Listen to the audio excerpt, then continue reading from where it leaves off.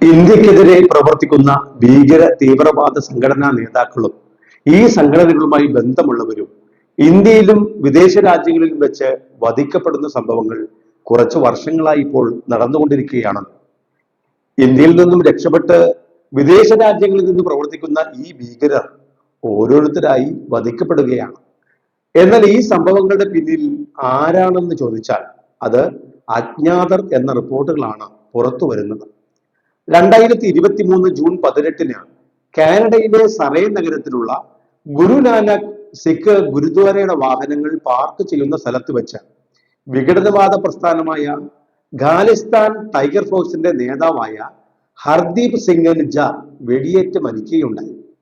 ഹർദീപ് സിംഗ് ഗുരുദ്വാരയിൽ നിന്ന് തന്റെ വാഹനത്തിലേക്ക് കയറുന്ന സമയത്ത് രണ്ട് മുഖംമൂടി ധരിച്ച അക്രമികൾ അദ്ദേഹത്തിന്റെ വാഹനത്തിന് സമീപമെത്തി വെടിയുതിർക്കുകയായിരുന്നു.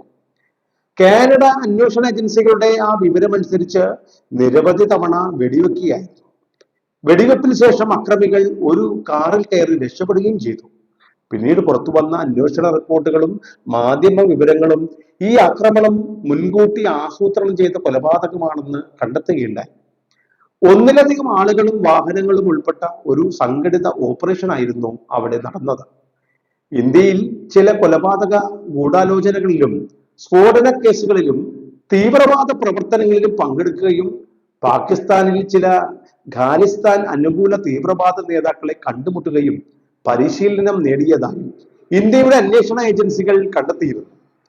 2021 ജലന്ധറിൽ വെച്ച് ഒരു ഹിന്ദു സന്യാസിയെ വധിച്ച കേസിൽ ദേശീയ അന്വേഷണ ഏജൻസി ഹർദീപിനെ തിരഞ്ഞുകൊണ്ടിരിക്കുകയായിരുന്നു. കൊലപാതകത്തിന് പിന്നാലെ കാനഡയും ഇന്ത്യയും തമ്മിൽ വലിയ നയതന്ത്ര തർക്കമുണ്ടായി. കാനഡ പ്രധാനമന്ത്രി ജസ്റ്റിൻ ട്രൂഡോ ഇന്ത്യൻ സർക്കാർ ഏജന്റുമാർക്ക് ഈ സംഭവത്തിൽ ബന്ധമുണ്ടെന്ന് പറഞ്ഞപ്പോൾ ഇന്ത്യ ആ ആരോപണങ്ങൾ നിഷേധിക്കുകയാണ് ഉണ്ടായത്. അജ്ഞാതരായിട്ടുള്ള അക്രമികൾക്കായി കാനഡ പോലീസ് അന്വേഷണം ഇപ്പോഴും തുടരുകയാണ്. അതേപോലെ അവതാർ സിംഗ് ഖണ്ഡ എന്ന ഖാലിസ്ഥാൻ അനുകൂല സിഖ് നേതാവ് 2023 ജൂൺ 15 ഇംഗ്ലണ്ടിലെ ബർമിംഗ്ഹാമിലെ സിറ്റി ഹോസ്പിറ്റലിൽ വെച്ച് മരിച്ചു. വിഷം ഉള്ളിച്ചെന്നാണ് ഈ ഖണ്ഡ മരിച്ചതെന്നായിരുന്നു കുടുംബത്തിന്റെ സംശയം. ബ്രിട്ടനിൽ താമസിച്ചുകൊണ്ട് ഖാലിസ്ഥാൻ പ്രസ്ഥാനവുമായി ബന്ധപ്പെട്ട പ്രവർത്തനങ്ങളിൽ സജീവമായി പ്രവർത്തിക്കുകയായിരുന്നു അയാൾ. നിരോധിത സംഘടനയായ ഖാലിസ്ഥാൻ ലിബറേഷൻ ഫോഴ്സുമായി ബന്ധവും ഉണ്ടായിരുന്നു. അമർപാൽ എന്ന ഖാലിസ്ഥാന്റെ അനുകൂല നേതാവിന്റെ അടുത്ത സഹായി കൂടിയായിരുന്നു ഈ അവതാർ സിംഗ്. 2023 ലണ്ടനിലെ ഇന്ത്യൻ ഹൈക്കമ്മീഷനിൽ നടന്ന പ്രതിഷേധത്തിൽ ഇന്ത്യൻ പതാക താഴെയിറക്കിയ സംഭവത്തിൽ ഇയാളുടെ പങ്ക് നേരത്തെ ആരോപിക്കപ്പെട്ടിരുന്നതാണ്. ഖണ്ഡയുടെ കുടുംബവും ഖാലിസ്ഥാൻ അനുകൂല പ്രവർത്തകരും അദ്ദേഹം വിഷബാധ മൂലമാണ് മരിച്ചതെന്ന് സംശയിച്ചു. അവർ ഇന്ത്യൻ ഏജൻസികളുടെ പങ്ക് ഉണ്ടാകാമെന്ന ആരോപണവും ഇതിനിടയിൽ ഉന്നയിച്ചു. ഖണ്ഡ പൂർണ്ണ ആരോഗ്യവാനായിരുന്നുവെന്നും പെട്ടെന്ന് അസുഖം ബാധിച്ച ദിവസങ്ങൾക്കുള്ളിൽ മരിച്ചത് എങ്ങനെയെന്നും അവർ ചോദിക്കുകയുണ്ടായി. ഖണ്ഡയുടെ കുടുംബവും അവരുടെ അഭിഭാഷകനും UK അധികാരികൾ സമഗ്ര അന്വേഷണം നടത്തിയില്ല എന്നുമൊക്കെ ആരോപണം ഉന്നയിക്കുകയുണ്ടായി. സുഹൃത്തുക്കളെ ചോദ്യം ചെയ്തില്ല, ഡിജിറ്റൽ ഉപകരണങ്ങൾ പരിശോധിച്ചില്ല, വീട്ടിൽ പരിശോധന നടത്തിയില്ല എന്നിങ്ങനെ തുടങ്ങിയ ഈ ആരോപണങ്ങളാണ് അവർ അന്ന് ഉന്നയിച്ചത്. അതിനാൽ പുതിയ സ്വതന്ത്ര അന്വേഷണം വേണമെന്ന ആവശ്യവും ഉയർന്നു.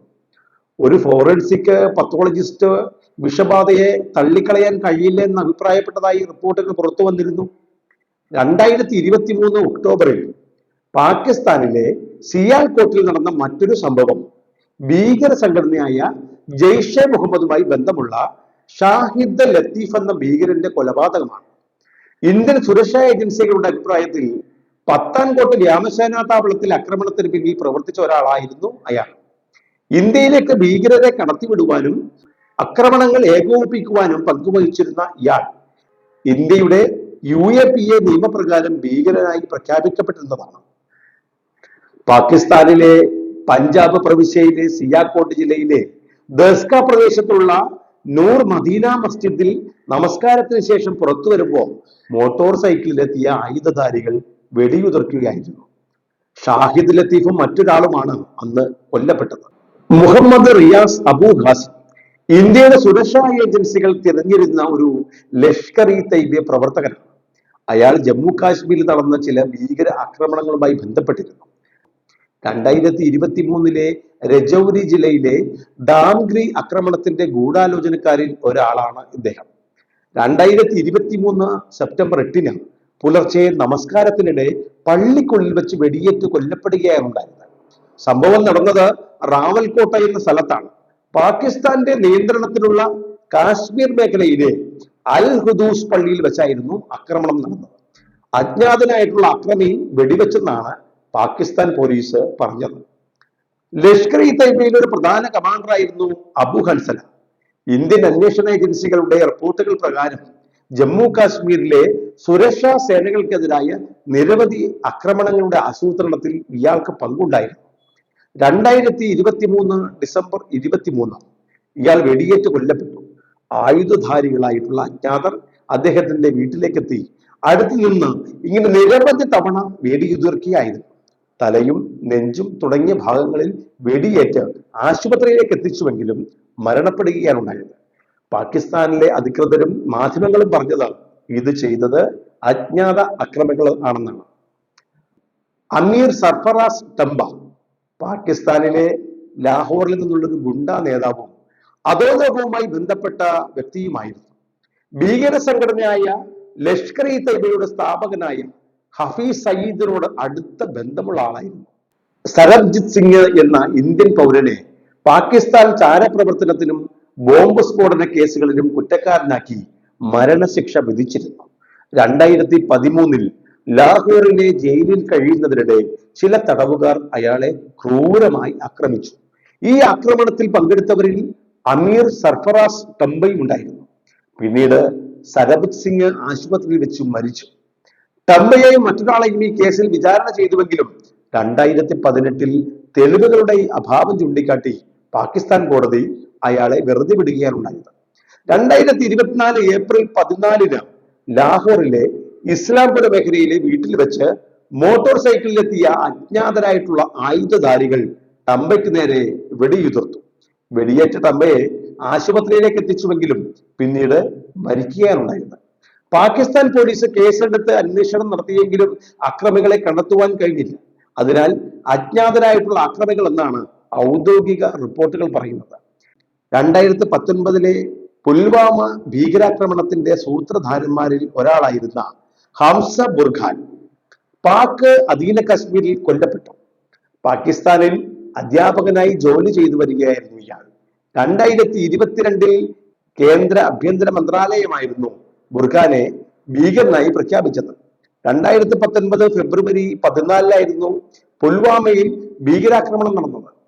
ഇന്ത്യൻ സൈനിക വാഹന വ്യൂഹത്തിന് നേരെ ഭീകരർ നടത്തിയ ആക്രമണത്തിൽ 40-ലധികം സൈനികർ അന്ന് കൊല്ലപ്പെട്ടിരുന്നു. സ്ഫോടക വസ്തുക്കൾ നിറച്ച വാഹനം സുരക്ഷാ ഉദ്യോഗസ്ഥരുടെ വാഹനവ്യൂഹത്തിലേക്ക് ഇടിച്ചു കയറ്റിയാണ് ആക്രമണം നടത്തിയത്. പാകിസ്ഥാൻ അധീന കാശ്മീരിലെ മുസഫറാബാദ് എന്ന സ്ഥലത്തെ ഒരു സ്വകാര്യ കോളേജിൽ നിന്ന് പുറത്തേക്ക് വരുമ്പോഴാണ് ബുർഹാൻ കൊല്ലപ്പെടുന്നത്. അജ്ഞാതരായിട്ടുള്ള തൂക്കുധാരികളാണ് ആക്രമണം നടത്തിയതെന്നാണ് റിപ്പോർട്ടുകൾ. ഇന്ത്യക്കെതിരെ പ്രവർത്തിക്കുന്ന ഭീകരർക്ക് വധശിക്ഷ നടപ്പാക്കിക്കൊണ്ട് അജ്ഞാതർ അവരുടെ പ്രവർത്തനം ഇപ്പോഴും തുടരുകയാണ്.